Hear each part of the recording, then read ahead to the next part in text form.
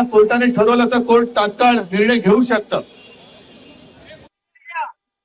आज आपण इकडे सगळे जमल्यानंतर सरकारला कळलं असेल की जरी तुम्ही आमच्या बंदला बंदी केली असली तरी महाराष्ट्राच्या प्रत्येक हृदयामध्ये आणि प्रत्येक घरामध्ये या अत्याचाराविरुद्ध आणि तुमच्या मिंद्यांच्या सरकार विरुद्ध एक मशाल धगधगते आहे. तुम्ही आमच्या बंदला बंद केलं. कशासाठी आम्ही बंद केला होता? महिलांना सुरक्षा पाहिजे, बहिणीला सुरक्षा पाहिजे, मातेला सुरक्षा पाहिजे, मुलींना सुरक्षा पाहिजे म्हणून आम्ही बंद केला होता. त्या बंदच्या मध्ये तुम्ही अडथळा आणला.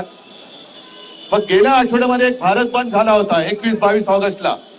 भारत बंद आपल्या राज्यामध्ये तो जाणवला नाही, पण इतर काही राज्यांमध्ये रेल्वे सुद्धा बंद झाल्या होत्या. तेव्हा हे सगळे याचिकाकर्ते कुठे गेले होते? का तेव्हा या बंदला विरोध केला गेला नव्हता? आणि या नराधमांना सुद्धा पाठीशी घालणारे याचिकाकर्ते किंवा आणखीन कोणी असतील हे सुद्धा तेवढेच विकृत आहेत. जो जो कोणी महिलांवरती अत्याचार करेल त्याला शिक्षा झालीच पाहिजे, पण त्यापेक्षाही जास्त भयानक त्यांच्या पापावरती पांघरून घालणाऱ्यांना सुद्धा शिक्षा झालीच पाहिजे.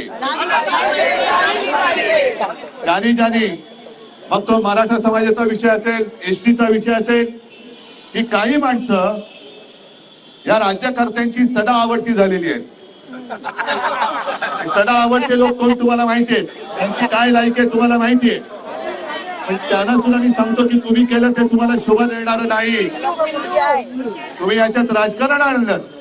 आज संपूर्ण घरातल्या महिला तुम्हाला जाब विचारतायत की का माझ्या सुरक्षेच्या आड येतोय.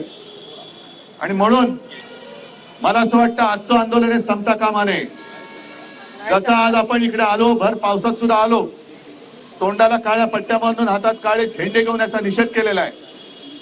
मी राज्यातल्या तमाम जनतेला आवाहन करतोय, विनंती करतोय की पुढचे काही दिवस तुम्ही आपापल्या शहरात, आपापल्या गावात, मग बस डेपो असतील, रेल्वे स्टेशन असतील, रिक्षा स्टँड असतील, जिथे जिथे सार्वजनिक चौक आहेत तिथे एक मोठी स्वाक्षऱ्यांची मोहीम घ्या.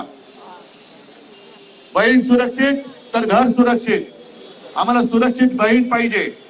आणि त्याच्यासाठी मी महाराष्ट्रातल्या ज्यांना ज्यांना संवेदनशील मन आहे आणि जे या घटनांवरती चिडून उठलेले आहेत, मी पत्रकार परिषदेत कालच्या तर गेल्या काही दिवसातला घटनांचा क्रमच वाचून दाखवला.